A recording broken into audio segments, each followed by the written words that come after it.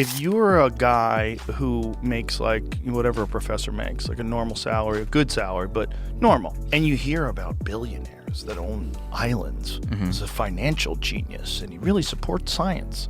Sounds like a great thing. Yeah. If you don't know any better. Yeah, and like he wants to fly you out privately to an island to meet a billionaire. You're like, whoa, I've never done that. Private? Amazing. This is going to be incredible.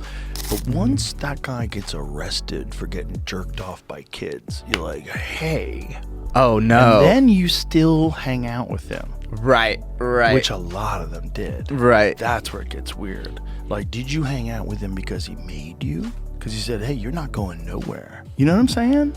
Like, you would, if you're intelligent, you'd probably distance yourself from him at that point in time. Right? You're like, well, I have to separate. If you got a clean slate, you're like, well, I can't have anything to do with it publicly. I am the CEO of Microsoft. Yeah. But yet you're still hanging out with him? Right. Because now he has it over you. Yeah. The Bill Gates one was great because he was like, he was donating to global health. Do you need money? Do you need money? What about your money? Like, you have so much money. You have hundreds of billions of dollars. You need this guy who's got $1 billion to help? Right. Huh. Why don't you take one of them $1 billions that you have and throw it in there if you really care? And seems weird.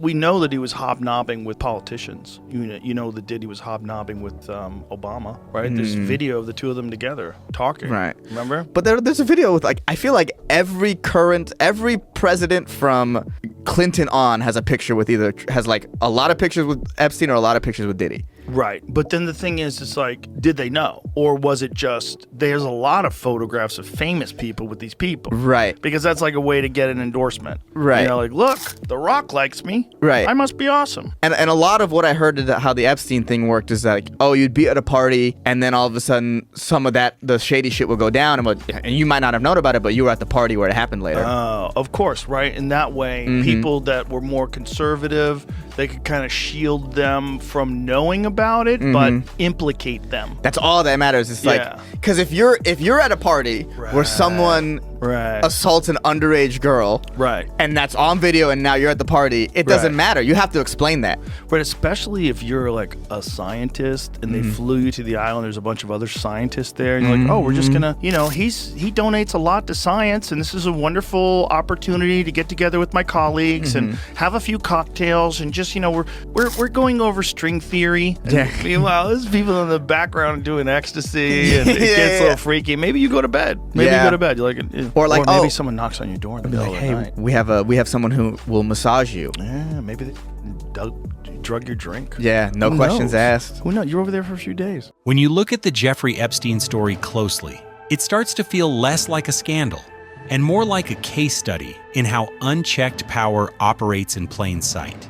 A wealthy man abusing underage girls who used his money, charm, and connections to create a global network that reached into the highest levels of government, science, business, and royalty. And what makes it even more disturbing is that so many people around him either helped, ignored, or quietly walked away when things didn't feel right. Epstein wasn't some cartoon villain hiding in the shadows. He was everywhere, posing with presidents, hosting world-class scientists, attending elite dinners with billionaires. His guest lists were ridiculous. Bill Clinton flew on his private jet more than a dozen times. Prince Andrew was photographed with Virginia Giuffre, one of Epstein's known victims. People like Bill Gates, Ehud Barak, and even top academics were linked to meetings or donations related to Epstein. And it's not like this was all before his crimes were known. Many of these associations continued after his 2008 conviction for soliciting prostitution from a minor. And let's talk about that 2008 conviction. That case should have ended his influence. He was clearly guilty, with overwhelming evidence, including dozens of testimonies from young girls. But somehow, he managed to land a plea deal that can only be described as absurd. He served just 13 months in a Cushy County jail setup, often allowed to leave during the day. That deal was sealed away from the public, didn't require him to admit guilt to the full extent of his crimes, and basically protected many of his high-profile associates from exposure. That kind of sweetheart deal doesn't happen unless someone up the ladder is protecting you. That only happens when power protects power, when silence is more valuable than truth. One thing that made Epstein particularly dangerous was his method. He didn't just abuse girls, he created a structure around it. He used young recruiters, often victims themselves, to bring in other vulnerable teens. He had properties in New York, Florida, New Mexico, the Virgin Islands, and Paris, and each one was carefully set up to allow him to do what he wanted behind closed doors. He kept video surveillance in his mansions, raising the possibility that he wasn't just abusing these girls. He might have been using the footage for leverage. That opens up a whole other layer. If you're filming powerful people doing illegal things, and you keep that footage, you hold power over them. That would explain why Epstein seemed untouchable, why he could move through elite circles without fear, why, even after being exposed, so many kept their distance from saying anything at all. Let's not forget Ghislaine Maxwell, who played a critical role. She wasn't just a sidekick. She actively recruited and groomed girls for Epstein, often under the pretense of giving them career opportunities. Her trial showed us how deep the manipulation went, how carefully these girls were chosen and used. Yet even then, much of the focus stayed on Epstein, while Ghislaine's own connections and motivations were never fully explored. What about all the names in his little black book? There were politicians, actors, businessmen, and even members of royal families. Names like Naomi Campbell, Alan Dershowitz, Kevin Spacey, and even ex-presidents showed up. Some of them denied any wrongdoing. Some claimed they barely knew him, but the pattern is hard to ignore. Now think about how he gained the trust of so many elite figures.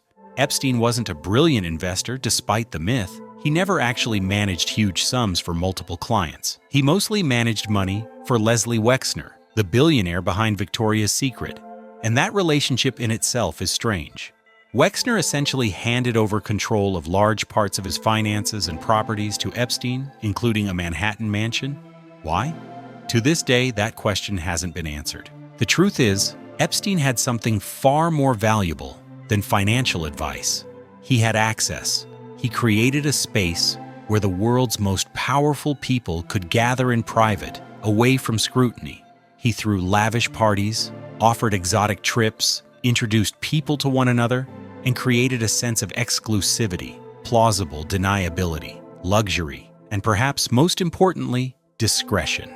And if something shady happened, well, it could be dismissed as hearsay or hidden behind legal threats.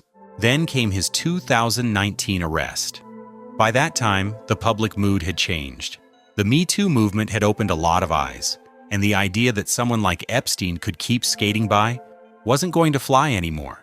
When he was arrested at the airport, it felt like a moment of justice. But that moment didn't last long. A few weeks later, he was dead in a federal jail cell, in what was ruled a suicide. The circumstances were so bizarre that even people who don't normally buy into conspiracies started asking questions. The cameras malfunctioned. The guards fell asleep. He was taken off suicide watch. The timing was suspicious. And most importantly, he died before he could name names under oath. We were finally about to hear who was involved, who showed up, who did what. But now, with him gone, all we're left with is silence and speculation. Sure, some files have been unsealed. A few high-profile lawsuits have revealed names, but most of the truth is still locked away. You have to ask yourself, why is that? Why is it that, in one of the biggest abuse and trafficking cases in modern history, we still don't have the full list of people involved? Why hasn't there been a deeper, broader investigation into every person who flew on that jet or visited that island? Why do the biggest media outlets barely scratch the surface? It's because the people involved aren't just random celebrities. They're the architects of global influence. You start pointing fingers there, and the whole house starts shaking. So instead, the story gets diluted, turned into a joke, a meme, a scandal from the past.